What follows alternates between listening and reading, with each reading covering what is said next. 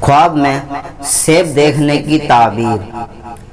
Video شروع کرنے سے پہلے اگر آپ ہمارے چینل پر نئے ہیں تو ہمارے چینل کو سبسکرائب کیجئے اور ہماری لیٹسٹ ویڈیو کے لیے بیل آئیکن پریس کیجئے۔ سیب کا دیکھنا اللہ تعالیٰ کی نعمت ہے اور یہ بہت ہی پیارا پھل ہے۔ اچھی حالت میں پھل کا دیکھنا یہ اللہ تعالیٰ کی طرف سے کسی نعمت کا ملنے کی علامت ہوتا ہے، اور اگر کسی کو دیا ہے تو دینے والے سے لینے والے کو نفع پہنچنے یا اگر آپس میں کوئی میٹر تھا تو وہ حل ہونے کی علامت ہے۔